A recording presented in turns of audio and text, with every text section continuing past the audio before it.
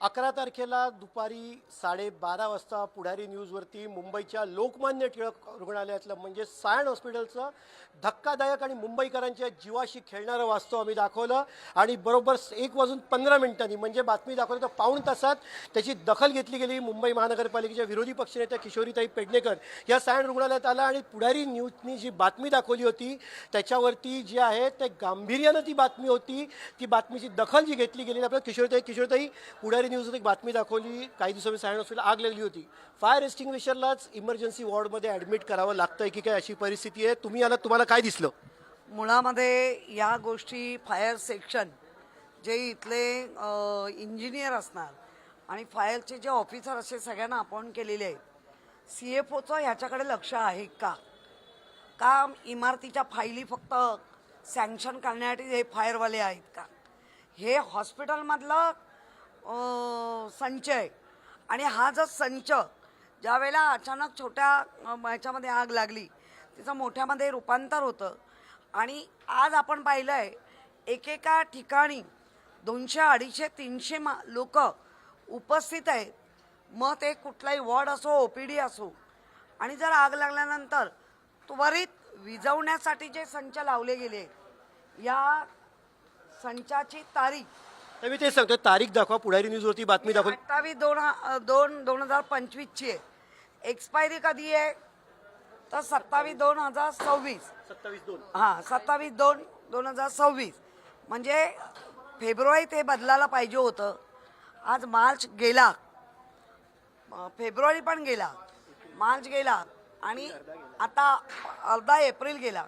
काय लोकांच्या जीवाशी खेळताय? कुठलं इथलं प्रशासन काय बघताय?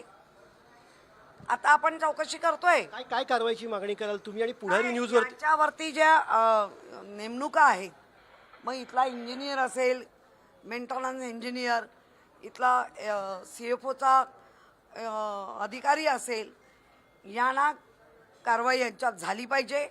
म्हणजे आग लागल्यानंतर हे वेगळी कारणं देतात, पण आग का नाही विझली लगेच त्याचं हे कारण आहे। पुढारी न्यूजच्या शोधपत्रकारितेच्या नजरेत ही गोष्ट आली, त्याबद्दल काय सांगाल? कारण अनेक लोक असतात, जीवावरती बेतू शकतं, जीवाशी खेळू शकतं, काय सांगाल? पुढारी हा खरंच पुढारी आहे, पुढारलेला आणि पुढारी नेतृत्व करणारा। त्यांनी हे लक्षात आणून दिलं। आरोग्य समितीच्या सदस्य पण माझ्याबरोबर आले, आबोली खाडे, बऱ्याच जणांना पण सांगितलंय, पण त्वरित लक्ष देऊन आता आपण डीनकडे जाऊया, डीनना विचारूया ना तुमच्या कार्यपद्धती नक्की कशा आहेत, कोण इथे बघतंय, काय बघतंय, या सगळ्या गोष्टीचे आपण त्यांच्याकडे उत्तर घेऊया। आपण डीनची भेट घेणार आहोत। किशोरी पेडणेकर महानगरपालिकेच्या विरोधी पक्षनेत्या आहेत। पुढारी न्यूजनी बातमी दाखवल्यानंतर किशोरी पेडणेकर त्वरित दखल घेतली आणि रुग्णालयात जे पेशंटशी, मुंबईकरांच्या जीवाशी खेळलं जाऊ शकतं अशी वातावरण जे आहे ते निर्माण झालं, त्याच्यावरती तिने ॲक्शन घेऊन कारवाईची मागणी केलेली आहे। सायन हॉस्पिटलमधली ही फायर सेफ्टी यंत्रणा किंवा फायर फायटिंग यंत्रणा अत्यंत गंभीर असून त्याला याच रुग्णालयातल्या अत्यावश्यक विभागामध्ये ॲडमिट करावं लागतंय की काय अशी परिस्थिती निर्माण झाली आहे। सायन हॉस्पिटलमधलं भयानक वास्तव पुढारी न्यूजनं काही वेळापूर्वी लोकांच्या समोर ठेवलं आणि त्याची दखल घेऊन किशोरी पेडणेकर विरोधी पक्षनेत्या महापालिका स्वतः सायन रुग्णालयात आला। आपण आपल्यासोबत डीन आहेत या सायन रुग्णालयात। त्याच्या आधी आपण ही परिस्थितीकडे दाखवणार आहोत सरांच्या समोर। सर, स्वतः तुम्हाला दाखवतोय 25/2/2025 रिफिलिंग तारीख होती, 27/2 म्हणजे 1.5 महिना होऊन गेलेला आहे। रुग्णालयात येणाऱ्या हजारो लोकांसाठी याची काळजी घेणं तुम्हाला योग्य वाटलं नाही किंवा केलं का नाही तुमच्याकडून? नाही, याबाबतचे सगळे इन्स्ट्रक्शन्स माझ्याकडनं MND डिपार्टमेंटला गेलेले आहेत। MND डिपार्टमेंटशी मी चर्चा केलेली आहे। ही झाल्यानंतर आगीच्या संदर्भात मी 2 मीटिंग्स घेऊन संबंधितांना सगळे इन्स्ट्रक्शन दिलेत।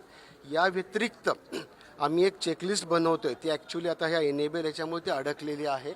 आमचे SC आहेत ना सायमोटे सर, तर चेकलिस्ट आम्ही एक चेकलिस्ट पण मी स्वतः ती चेकलिस्ट बनवून त्यांना ती दिलेली आहे। टेंडर प्रक्रियेमध्ये लालफितीच्या कारभारात गोष्टी अडकल्याची माहिती मिळते, पण असं असताना कुठल्याही क्षणी आग लागली तर प्रथम आग विझवण्यासाठी हीच उपकरणं उपयोगी पडतात। जर का टेंडर फेब्रुवारी महिन्यात संपत असेल तर सप्टेंबर ऑक्टोबरपासून ही प्रक्रिया सुरू करणं गरजेचं, अतिशय सेन्सिटिव्ह विषय, लक्ष का दिलं गेलं? निग्लिजन्स आहे का? आणि अधिकाऱ्यांवरती या पूर्ण रुग्णालयाचे प्रमुख म्हणून कारवाई किंवा चौकशी तुम्ही करणार का? कारण शेवटी लोकांच्या जीवाशी खेळलं जाते।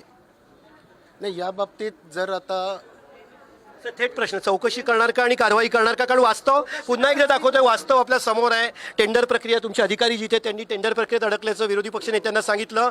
उशीर का झाला? तुम्ही लक्ष घालून कारवाई करणार का, चौकशी करणार का? हे मला तुमच्याकडनं उत्तर अपेक्षित आहे, कारण परिस्थिती समोर आहे. निश्चितपणे चौकशी करू, पण त्याच्यासाठी आमचं एक जे प्रायमरी ऑडिट व्हायला पाहिजे, कारण ते प्रायमरी ऑडिट झाल्याशिवाय मला कुठल्या बाबतीत ॲक्शन्स घ्यायच्या. आता हा एक एपिसोड आपल्या लक्षात आला, अशा किती आहेत किंवा अजून कुठे काही उघड्या वायर्स आहेत, कुठले इलेक्ट्रिकल स्विचेस खराब झाले, छोट्या छोट्या गोष्टी आम्ही त्या चेकलिस्टमध्ये घेतलेल्या आहेत.